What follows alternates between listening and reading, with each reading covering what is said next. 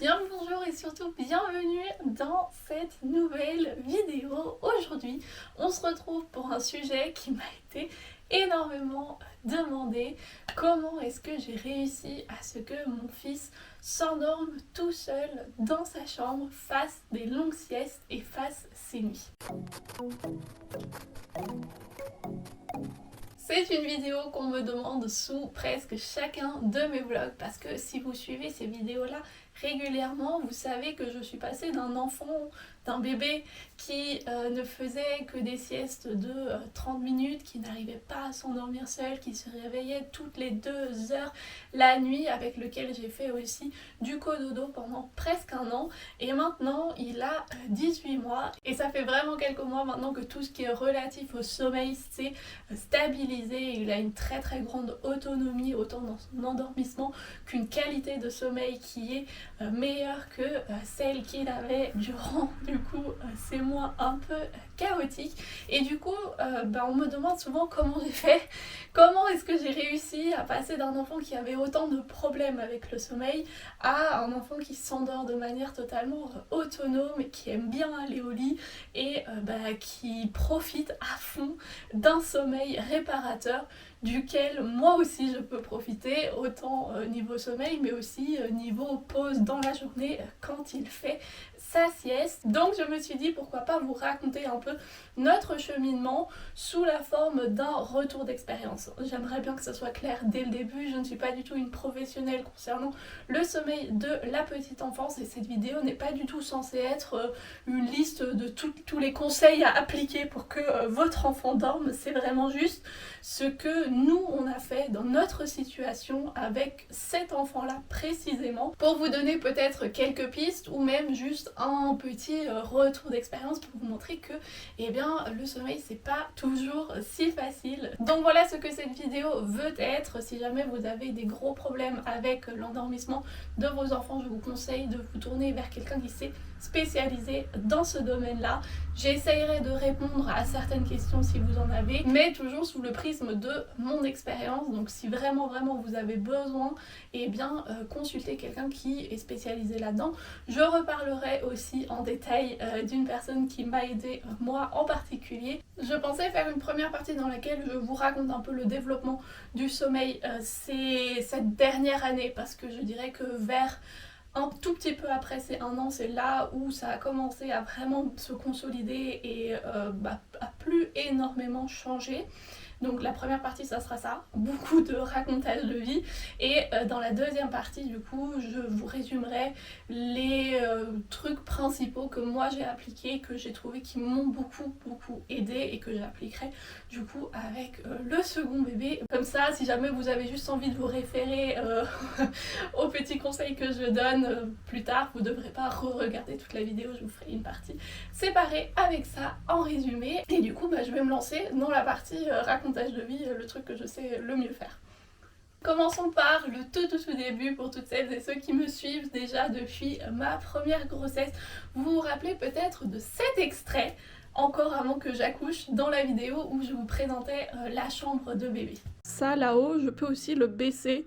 Ça rend pas la chambre totalement tout noir, mais ça assombrit quand même l'intégralité de la chambre. J'espère que ça va le faire, parce que j'aimerais bien apprendre à bébé à pouvoir dormir dans n'importe quel contexte de luminosité, pour pas qu'il ait besoin d'avoir une chambre toute noire pour pouvoir s'endormir, parce que comme ça, genre, ça permettra qu'il dorme un peu partout quoi. Du coup, voilà, j'espère que ça va marcher. Je trouve cet extrait très révélateur et je trouvais ça important aussi de le mettre là pour que vous voyez d'où je venais. Hein. On est vraiment sur quelqu'un qui ne s'est pas du tout renseigné sur le sommeil de bébé. J'ai lu énormément avant d'avoir mon premier enfant sur tout ce qui est éducation, tout ça, mais je vous avoue que le sommeil ça a toujours été un sujet où je me disais oh ça va aller, ça va se faire tout seul.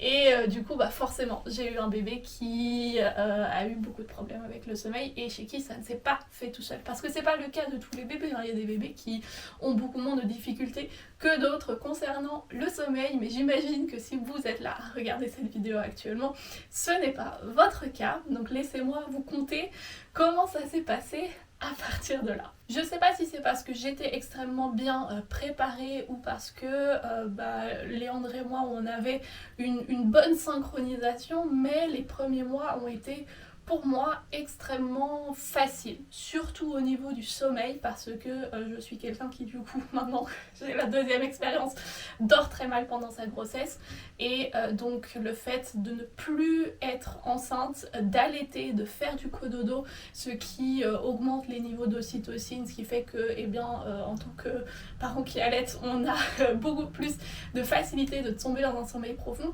Tout ça a fait que moi je dormais extrêmement bien. Mon fils aussi dormait extrêmement bien. J'ai appliqué en fait déjà tout naturellement plein de petits conseils que j'avais entendus par-ci par-là, que j'avais trouvé logiques pour moi et qui ont fait que les premiers mois se sont très très bien passés. Donc comme je vous disais, je faisais du cododo avec lui la nuit, donc il dormait dans mon lit. Je faisais aussi beaucoup de portage, ce qui fait qu'il y avait énormément de siestes où il dormait juste sur moi, ou quand j'allais dehors aussi, il dormait souvent dans le porte-bébé. J'avais aussi une machine à bruit blanc pour faciliter l'endormissement. Je l'emmaillotais aussi, puisque du coup il y a certains bébés qui aiment beaucoup avoir ce ressenti de comme dans le ventre en fait, d'être vraiment tout serré et bien au chaud, et plein de petites choses comme ça que moi je faisais du coup naturellement, qui ont fait que les 3 premiers mois on n'a pas eu plus de problèmes que ça. J'avais un bébé en plus qui n'avait pas de colique ou de gaz ou quoi, donc vraiment ça s'est très bien passé jusqu'au jour où est venue la première régression du sommeil. Du coup aux alentours de 3-4 mois, vraiment c'est arrivé du jour au lendemain. J'avais un bébé qui ne voulait plus s'endormir. C'est vraiment, l'endormissement prenait des heures, sans exagérer, hein. Vraiment il y a des heures où je passais à le bercer pour qu'il s'endorme, et à chaque fois qu'il s'endormait un peu, il se réveillait directement et il ne voulait absolument pas dormir. Il dormait très très peu, donc ça veut dire qu'après une demi-heure, 3/4 d'heure, il se réveillait tout seul et puis il ne voulait pas continuer à dormir alors qu'il était encore fatigué. Il se réveillait toutes les heures la nuit. Vraiment la régression du 4e mois, je l'ai pris en pleine figure. Ça a été un gros choc pour moi. D'ailleurs ça a été aussi, je me rappelle, je crois, une des nuits les plus difficiles que j'ai vécues avec mon fils. Une nuit où jusqu'à 3h du matin il n'avait pas voulu dormir. On était tous les deux épuisés et je ne savais pas quoi faire. J'étais en larmes. Vraiment c'est la première fois je crois que je pleurais parce que je ne savais pas quoi faire et que je me sentais totalement démunie et en plus fatiguée. Et on s'est endormis tous les deux vraiment épuisés. En journée c'était exactement la même chose. Pour l'endormir, pour ses siestes, c'était long, et puis comme en plus l'été approchait, il faisait de plus en plus clair dans l'appartement. Du coup la seule pièce où j'arrivais à le bercer pour qu'il s'endorme, c'était la salle de bain, parce que c'est la seule pièce sans fenêtre que j'arrivais à plonger complètement dans le noir.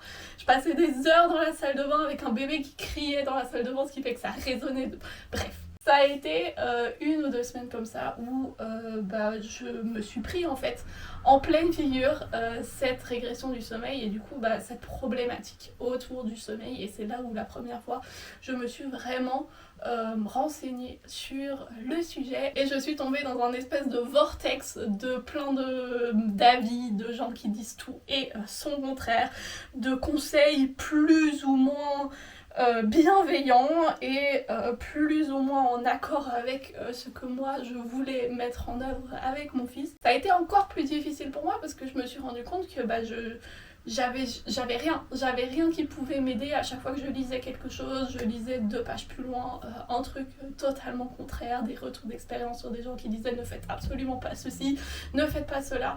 Enfin bref, ça a été vraiment catastrophique et ça a duré comme ça de longues journées jusqu'à ce que je tombe enfin sur ce qui a été pour moi une révélation, la perle rare.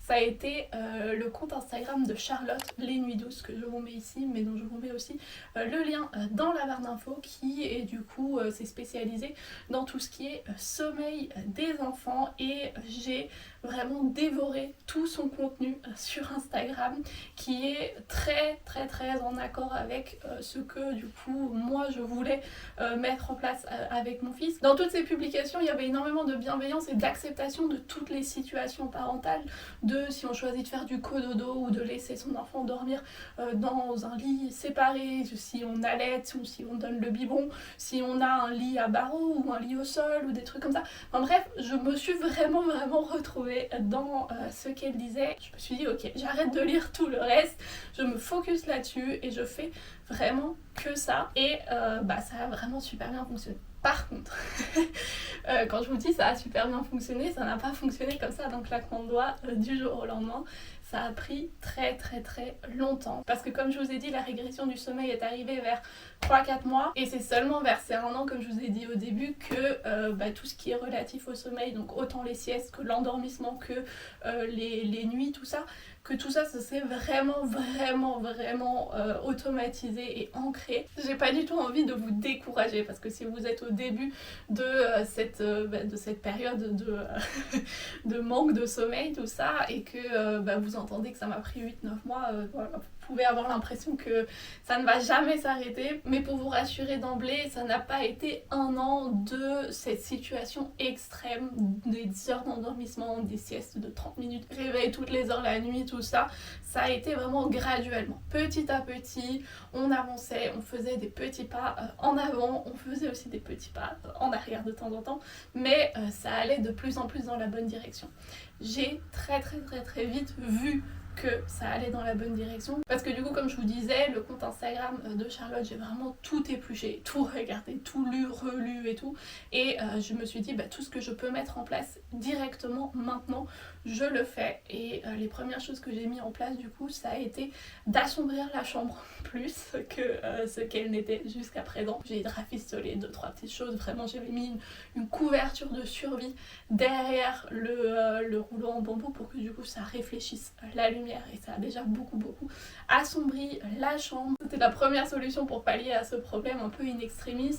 La deuxième chose aussi que j'ai mis en place, où j'ai directement vu que ça avait amélioré les couchers, c'était d'installer une routine dodo. Je vous détaillerai du coup dans la partie résumée ce que j'ai fait exactement.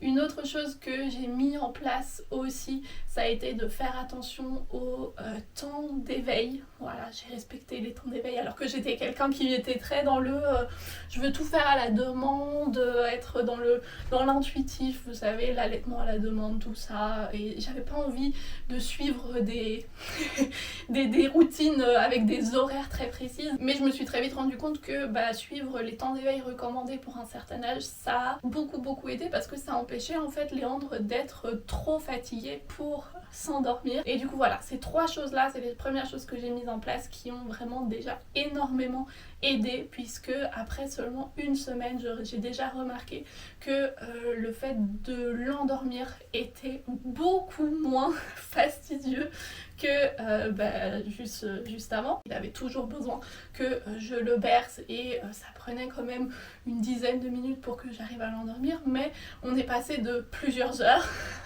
à une dizaine de minutes, donc vraiment ça a beaucoup changé. Et une autre chose que j'ai faite aussi, c'est que j'ai prolongé les siestes du mieux que je pouvais. Donc à chaque fois qu'il se réveillait après seulement une demi-heure, je savais qu'il n'avait pas assez dormi, et du coup j'essayais de prolonger la sieste. Je le prenais dans les bras, je le reberçais, et puis la plupart du temps je n'arrivais pas à le reposer parce que ça le réveillait.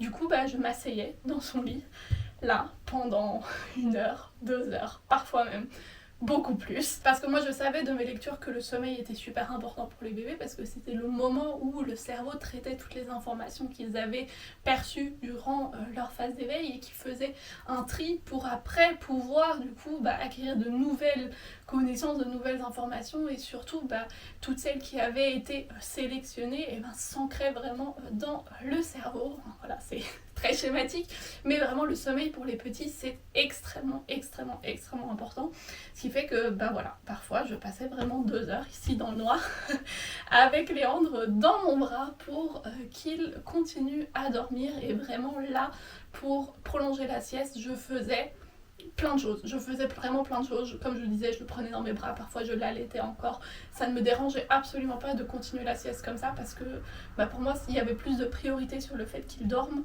que sur le fait de me dire ah mais j'ai pas envie qu'il soit dépendant de ça pour pouvoir continuer à dormir. Non, pour moi vraiment j'ai mis l'accent là-dessus et j'ai décidé que ça c'était pour moi la chose la plus importante. Et à partir de là on allait du coup les mois suivants travailler sur l'endormissement autonome qui était pour nous la clé aussi pour que Léandre arrive à continuer ses siestes tout seul. Parce que de ce que moi j'avais compris de ce qui se passait en fait durant cette régression du 4e mois, c'est que l'enfant passait de seulement 2 phases de sommeil aux 4 phases de sommeil que nous aussi on a en tant qu'adultes.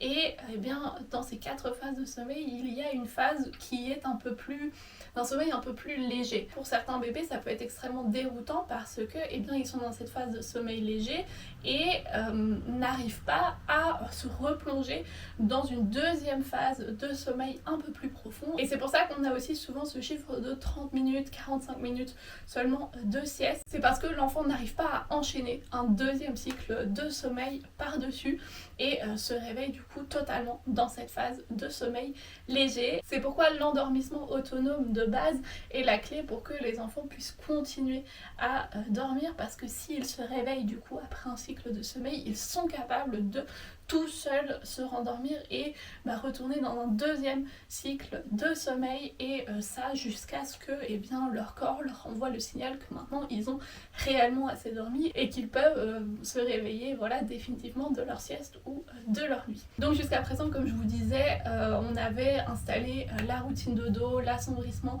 de la chambre et le rapport au temps d'éveil recommandé, et ça faisait que l'endormissement était devenu beaucoup plus simple, mais que j'étais toujours là pour l'endormir. Je le berçais, je lui chantais une petite chanson, et ensuite quand il était vraiment totalement endormi, et c'est à ce moment là que je le posais dans son lit pour sa sieste.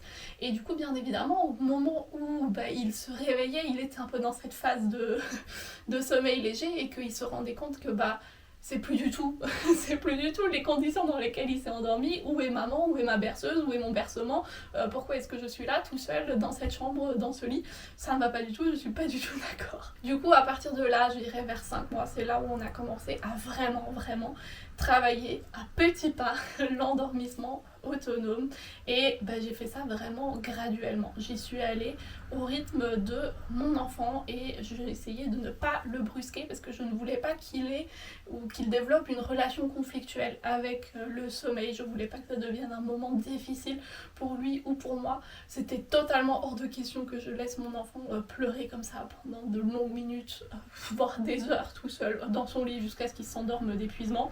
Donc je l'ai accompagné petit à petit. Ça a été très long, ça a été à des moments très difficiles pour moi, mais je l'ai fait vraiment petit pas par petit pas. Au début, je le berçais et je le posais, comme je vous disais, quand il était totalement endormi. Une fois que ça a été bien installé et qu'il a trouvé de manière assez facile le sommeil, que ça nous prenait plus des heures mais vraiment plus que quelques minutes à chaque fois, c'est là où j'ai commencé à instaurer du coup le premier pas, qui a été de me dire ok, je vais le poser quand il n'est pas encore dans un sommeil totalement profond, quand il est encore dans un sommeil un peu agité, vous savez, il a tout juste fermé les yeux, parfois il les ouvre encore un peu, il a encore sa tétine dans sa bouche, il tote encore un peu, et cette phase un peu de juste avant qu'il s'endorme. Donc je me suis dit ok, je vais le poser là. Ça a été très difficile parce que du coup au début forcément il se réveillait, il était là en mode non, d'où est-ce que tu me poses, c'est quoi ton problème? Petit à petit il a commencé à accepter ça de plus en plus.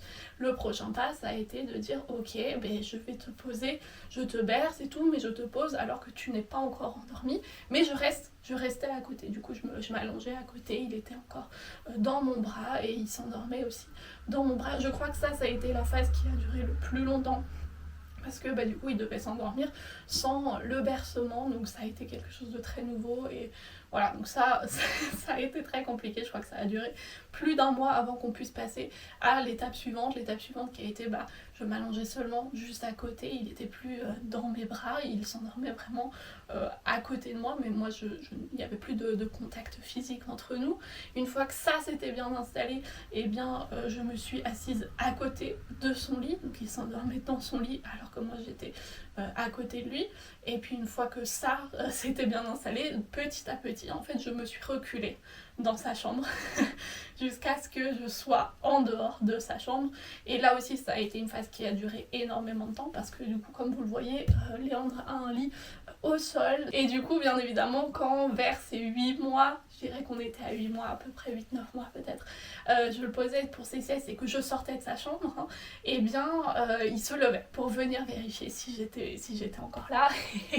Donc forcément ça a été une phase aussi qui a duré assez longtemps. Bah, parfois ça prenait une vingtaine de fois qu'il sorte pour venir me voir jusqu'à ce qu'il s'endorme. Mais on était déjà sur des siestes qui duraient beaucoup plus longtemps qu'avant puisqu'il savait quand même se rendormir tout seul et que quand il se réveillait entre 2 cycles de sommeil, il n'avait pas ce besoin de venir contrôler si j'étais encore là. Donc on avait quand même des siestes qui s'étaient vraiment bien installées. On a eu bien évidemment entre temps des pas en arrière. Comme je vous ai dit, ça n'a pas été linéaire.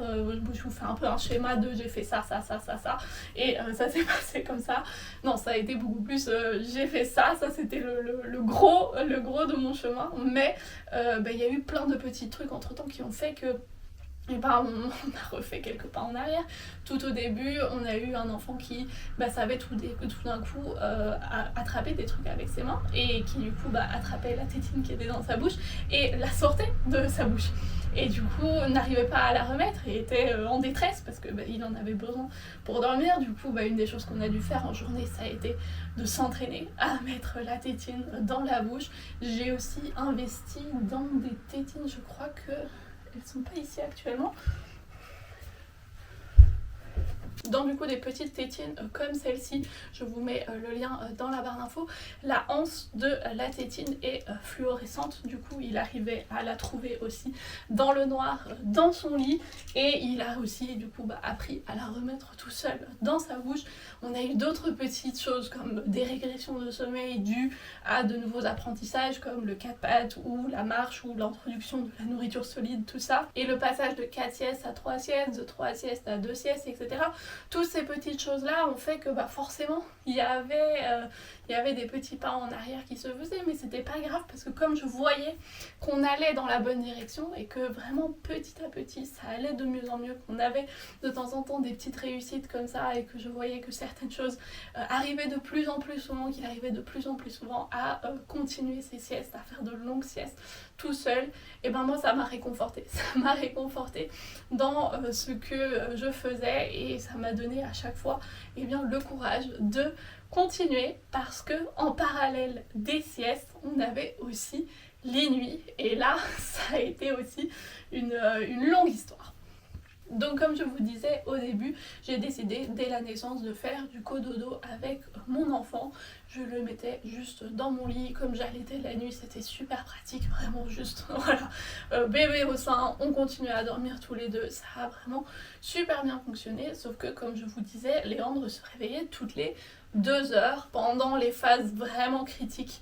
Il se réveillait même toutes les heures, on a eu certaines phases comme ça de régression où ça a été ça, mais grosso modo, il se réveillait toutes les 2 heures, ce qui correspond à peu près à un cycle de sommeil du coup pour un bébé durant la nuit, parce que du coup il arrivait quand même très bien à faire la distinction jour-nuit, donc voilà, la journée il faisait des cycles de 30 minutes et la nuit de 2 heures, et comme je vous disais, comme pendant ma grossesse je dormais extrêmement mal, ça m'a pas vraiment dérangée parce que je dormais très bien, malgré le fait que mon fils me réveillait toutes les 2 heures, je dormais quand même très bien, j'avais un très bon sommeil, très profond, et comme j'étais de toute façon habituée à ne pas beaucoup dormir avant ça, ça ne me dérangeait pas vraiment, jusqu'à un certain point, parce que au bout d'un moment quand même ça commençait à devenir assez pesant, et j'ai commencé, j'ai fait la même erreur que lors de la première régression du sommeil, j'ai lu des trucs en ligne. J'ai trouvé une méthode très répandue qui était recommandée un peu partout, la méthode Gordon, mais à chaque fois je lisais aussi qu'il ne fallait pas le faire avec les enfants de moins d'1 an, et du coup ça m'a moi mis très mal parce que je voulais essayer ça, sauf que je savais qu'il avait pas encore exactement 1 an, et du coup je doutais un peu de moi-même, et du coup je l'ai un peu mise en œuvre qu'à moitié et ça n'a pas du tout fonctionné. Du coup je me suis juste dit ok, c'est pas très grave, on verra ça plus tard. Sauf que je remarquais que moi mon sommeil était de moins en moins bon et surtout je remarquais que la nuit Léandre ne se réveillait pas pour téter parce qu'il avait faim, mais que c'était des tétés de réconfort. C'est-à-dire que il avait le soir une vraie tétée comme ça pour avant de s'endormir et ensuite le matin aussi une vraie tétée avant de se lever.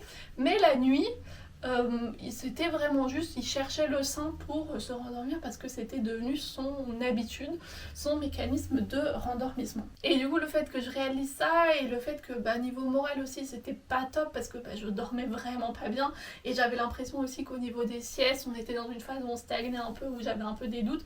Du coup j'ai pris un rendez-vous de consultation avec Charlotte du dit compte Instagram qui donne aussi des consultations, des petits coachings comme ça par rapport au sommeil de bébé et bien ça m'a reboosté. Bien que j'avais appliqué tous les conseils qu'elle donnait sur son Instagram et que du coup elle n'avait pas vraiment énormément de nouveaux conseils à me donner, et bien le fait de parler avec elle et d'avoir cette bienveillance et cette attention aussi qu'elle apportait à notre situation, ça m'a moi redonné énormément confiance en moi et elle m'a donné aussi du coup quelques clés pour que ces nuits se passent mieux, pour que je fasse quelque chose et que voilà, ça aille mieux. Et comme j'avais quelque chose de concret auquel me fier, j'étais vraiment à 100% dedans et je me suis dit ok, je le fais, je teste ça pendant quelques semaines et si jamais ça marche pas, on reviendra à ce que je fais d'habitude.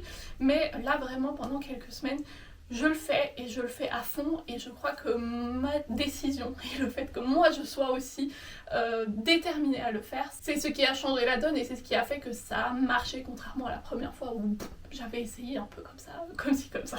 Donc pour ça la première chose que j'ai faite c'est que j'ai choisi une tranche horaire dans la nuit qui était pour moi très importante, dans laquelle moi j'avais besoin de dormir. Du coup j'ai choisi 22h et 4h du matin et du coup cette tranche horaire là, entre ces 2 heures là, c'était le moment où j'ai décidé d'arrêter de donner le sein à Léandre. Comme je vous disais, j'avais remarqué auparavant que ce qu'il avait besoin la nuit c'était plus du réconfort pour continuer de s'endormir et c'était pas qu'il avait faim parce que s'il avait faim pendant la nuit et s'il avait une réelle tétée pendant la nuit j'aurais pas encore pu instaurer ça parce que du coup je le priverais de quelque chose dont il a vraiment besoin et du coup ça n'allait pas fonctionner. Mais comme j'avais remarqué que c'était pas de la faim, que c'était vraiment juste son mécanisme de rendormissement, il fallait juste qu'on change ce mécanisme de rendormissement. Je dis juste parce que voilà, pas si facile que ça. Mais du coup voilà, moi j'ai décidé pendant ces 6 heures là, de 22h à 4h, je ne donnerai plus le sein à Léandre. Avant ça, totalement ok, on avait la tétée du soir. Après ça aussi, totalement ok, on avait la tétée du matin. Et même s'il voulait faire une petite tétée de réconfort entre temps, il n'y avait pas de souci. Mais entre 22h et 4h, rien. Alors je vous dis ça comme ça, mais bien évidemment j'y suis pas allée de manière aussi drastique comme pour les siestes, on y est allé pas à pas. Et la raison pour laquelle je vous disais qu'il fallait vraiment être sûr de soi quand on passe ce cap, c'est parce que ça demande une certaine rigueur.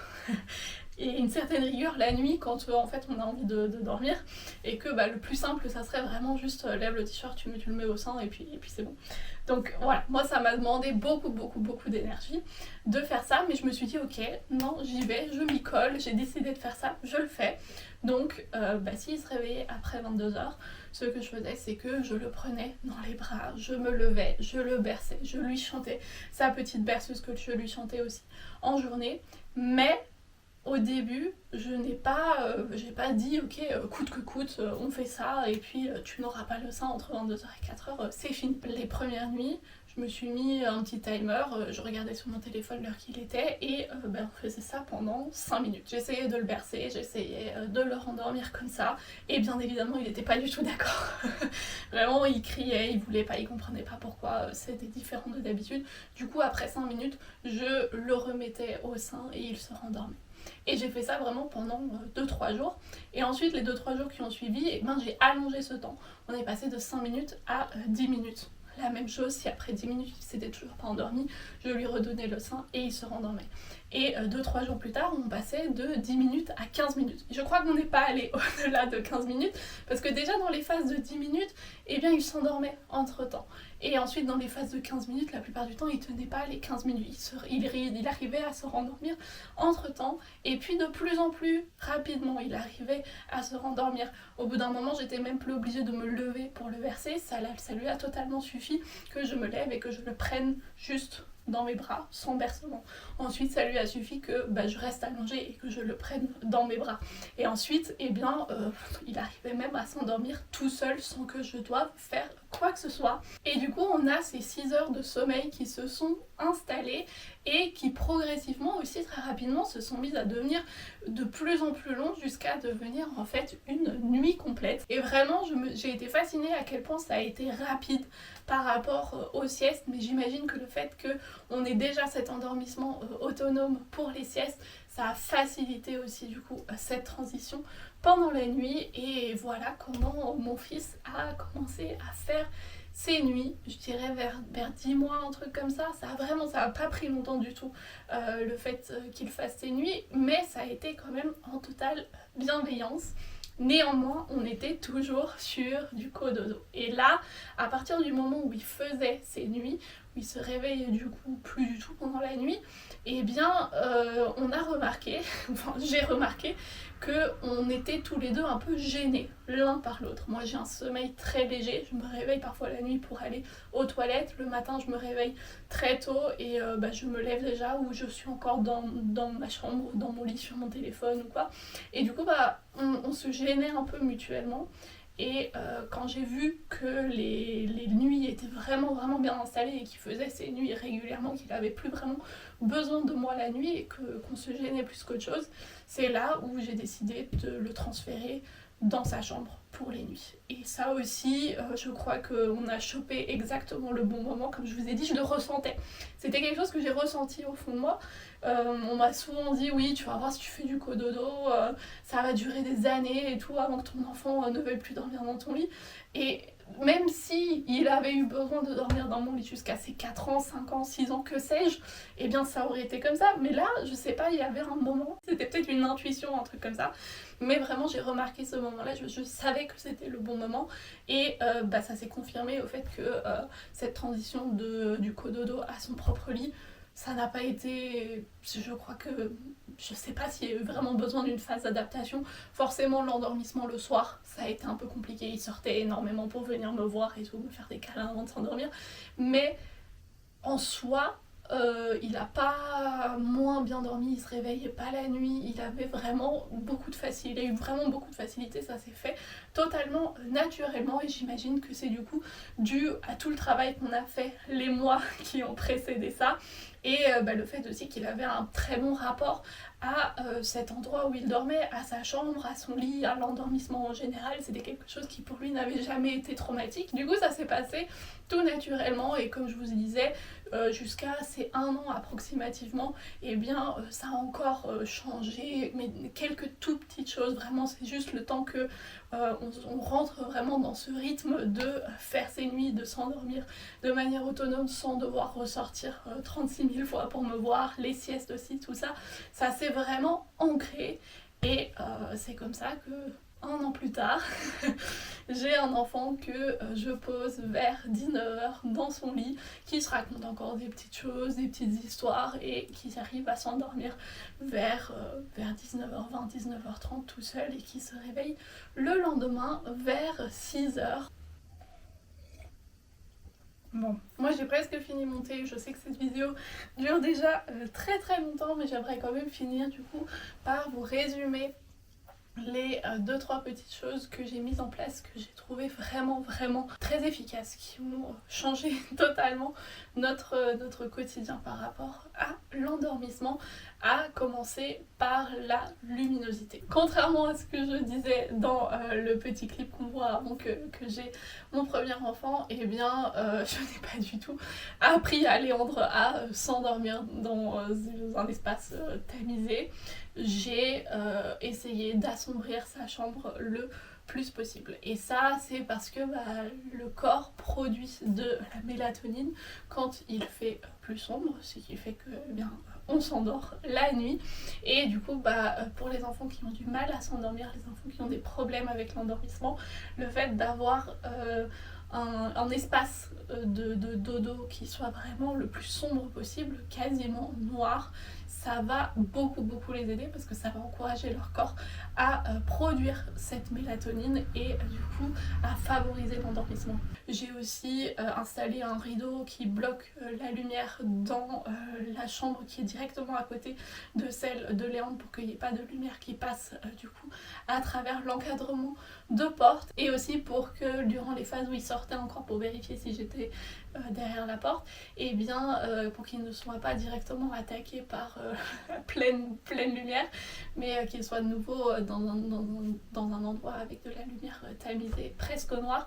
Et à chaque fois que j'instaurais un de ces nouveaux pas, je remarquais que l'endormissement se faisait de manière plus facile. La deuxième chose dont je vous ai parlé, c'est la routine de dodo. Et là ça a été vraiment une révolution pour moi parce que ça a été la chose qui a apporté le plus rapidement ses fruits. Il faut pas une routine de dodo qui dure des heures, voilà, il faut vraiment un truc tout simple, mais plus le bébé est petit, plus il faut être minutieux dans cette routine. Donc en fait, tous les gestes que vous allez faire, tous les mots que vous allez prononcer, tous les sons que le bébé va entendre, toutes les lumières qu'il va voir, tout ça va en fait jouer dans cette routine et va lui donner en fait plein d'indices qui vont lui faire dire ok, maintenant va arriver le moment où je vais m'endormir. Parce qu'un enfant à cet âge-là n'a aucun repère temporel et du coup c'est un peu le loto pour lui de savoir qu'est-ce qui va se passer ensuite, qu'est-ce que maman ou papa va faire ensuite avec moi, et d'avoir en fait cette routine va lui montrer que ok, maintenant on va aller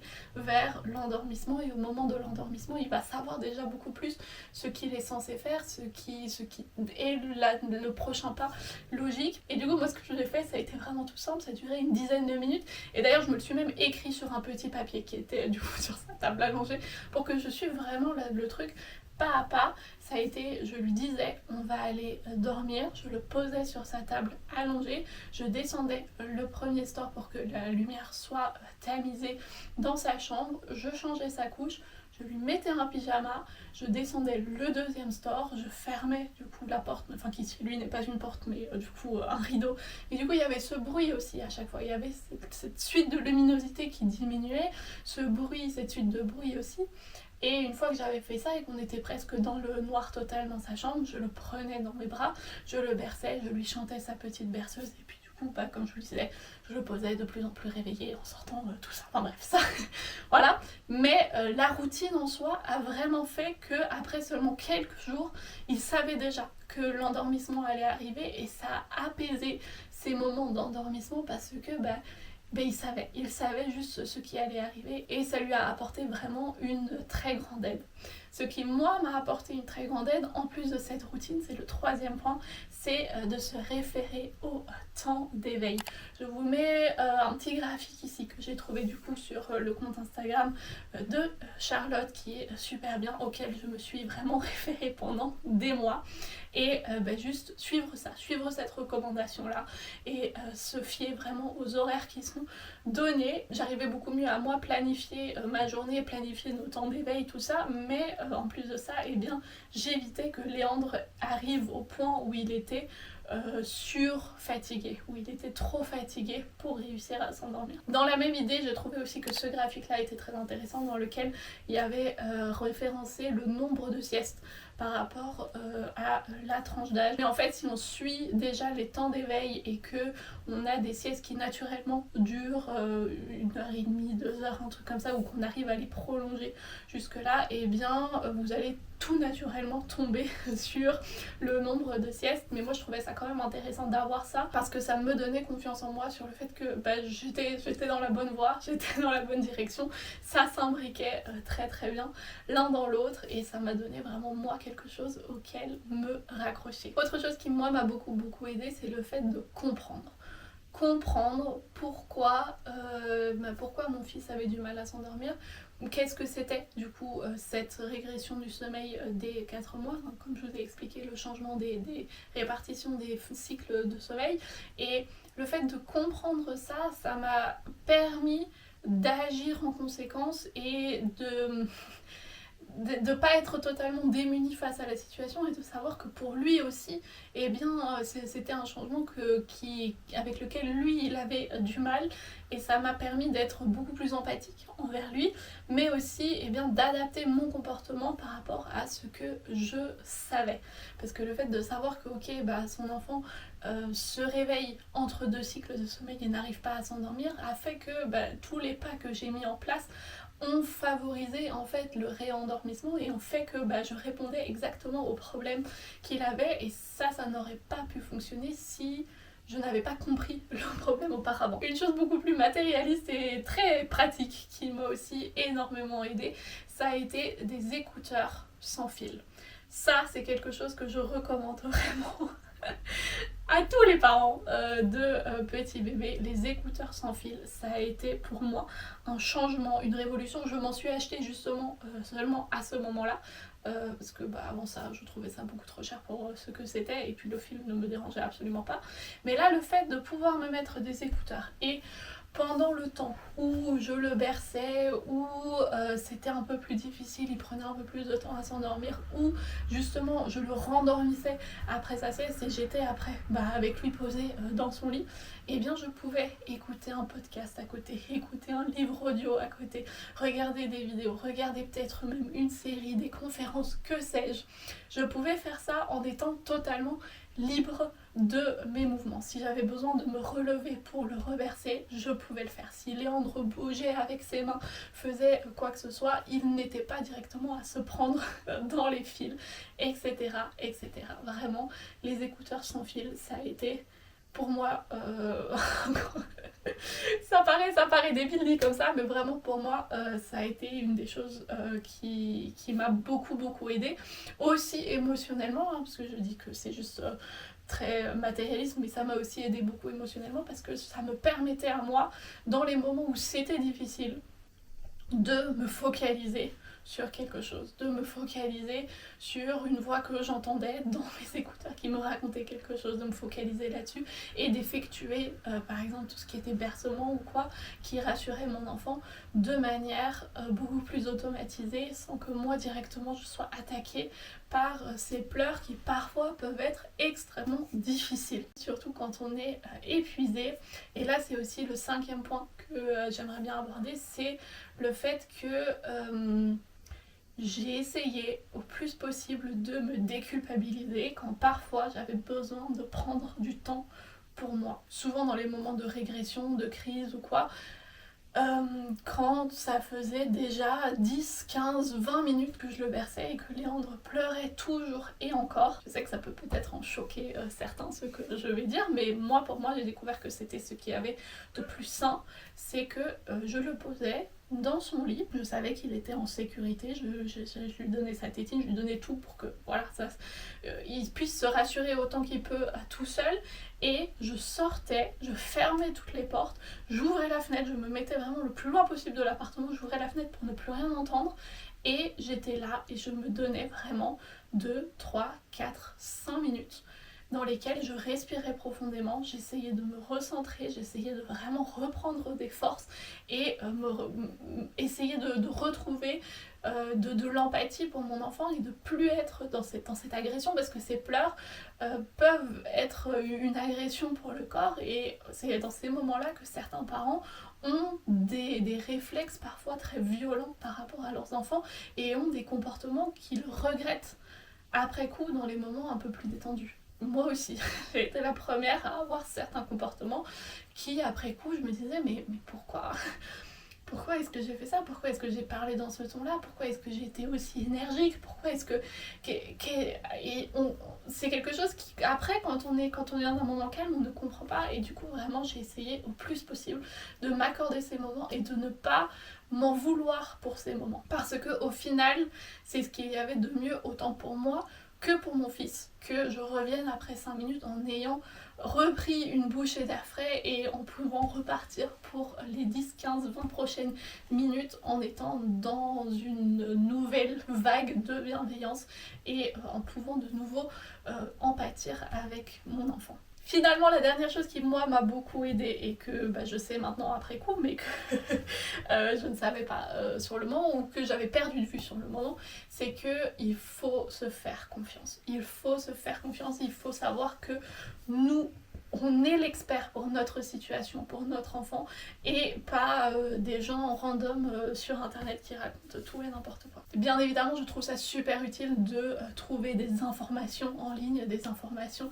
vraiment concrètes, pas des avis, des informations, et c'est peut-être aussi utile de trouver quelqu'un qui a les mêmes valeurs que soi et qui donne des conseils qui peuvent nous permettre de nous guider. Néanmoins, je trouve que ce qui est important, c'est de se faire confiance, de faire confiance à son intuition, de faire confiance à nos capacités en tant que parents et de faire confiance à son enfant, de comprendre, même dans les moments difficiles, que tout est passager. Tout est passager avec un enfant et tout va passer à un moment ou à un autre. Autant les phases où tout se passe bien que les phases où tout se passe mal. Avoir confiance en soi et savoir que tout va passer. Peu importe la phase dans laquelle vous êtes actuellement, elle va passer. Peut-être qu'elle va durer 2 jours, peut-être qu'elle va durer 3 semaines, peut-être qu'elle va durer 4 mois. On ne sait pas, mais ça va passer, ça ne va pas rester éternellement comme ça. Et le fait de se focaliser là-dessus, je trouve que ça aide à relativiser la situation et à prendre ça un peu plus à la légère et d'y aller vraiment lentement et sûrement et en se respectant soi et son enfant. Et surtout, ne pas essayer de rentrer dans une espèce de moule ou de calque que d'autres parents font mon enfant doit faire ses nuits à cet âge-là, il doit faire des siestes qui durent autant de temps, ou que sais-je. Ne pas rentrer là-dedans et ne pas se fier à des chiffres qu'on trouve, mais beaucoup plus se dire ok, dans ma situation, avec cet enfant-là, de quoi est-ce qu'on a besoin, de quoi est-ce que nous on a vraiment besoin, et est-ce que la situation dans laquelle on est, même si ça veut dire que mon enfant a besoin de moi pour s'endormir, est-ce que moi ça me dérange, est-ce que moi j'ai besoin de plus de temps pour moi, est-ce que moi j'ai besoin que mon enfant arrive à s'endormir sans moi, est-ce que moi j'ai besoin de rester longtemps près de mon enfant et de m'endormir par exemple avec lui, est-ce que moi j'ai besoin de faire du cododo avec mon enfant, est-ce que mon enfant en a besoin. Vraiment se focaliser sur ses propres besoins et ceux de son enfant, ceux de sa famille, ceux de sa situation personnelle, et mettre ça avant tout, parce que c'est ça qui est le plus important, et pas ce que votre voisin, voisine, ou votre maman, ou votre grand-mère, ou vos amis, ou qui sait que sais-je. On s'en fiche de qui fait quoi, tant que vous vous sentez bien dans votre situation, ou si vous avez besoin que quelque chose change dans votre situation, et bien c'est à ce moment-là qu'il faut ou ne faut pas agir, et rien d'autre. Ça va être les choses que vraiment je vais appliquer dès le début, en espérant que ce deuxième enfant ait peut-être un peu moins de mal avec l'endormissement que son grand frère, mais on ne sait pas, on le saura au moment venu, et même s'il a besoin d'un accompagnement tout aussi étayé que celui que j'ai donné à Léandre, et bien je le referai, je repasserai par là, ça ne sera pas facile, mais au moins je saurai que je l'ai fait une fois et j'aurai cette espèce de lueur à la fin du tunnel, de savoir que un jour ou l'autre je vais m'en sortir, je vais avoir des siestes qui vont durer plus longtemps, je vais avoir des nuits qui vont se passer sans réveil entre temps, peut-être que ça va durer moins longtemps, peut-être que ça va durer plus longtemps, je ne sais pas, ça dépendra de l'enfant, et j'espère que du coup cette vidéo vous aura donné peut-être aussi cette même lueur d'espoir que tout ce chemin m'a donné à moi pour le second bébé. Si jamais cette vidéo vous a plu, n'hésitez pas à me le faire parvenir en laissant par exemple un petit commentaire. Moi en tout cas je vous remercie d'avoir passé cet agréable moment avec moi, et je vous remercie surtout d'être encore là, si vous avez réussi à regarder cette vidéo jusqu'ici. Je vous dis à la semaine prochaine pour une nouvelle vidéo, et d'ici là je vous fais plein de bisous.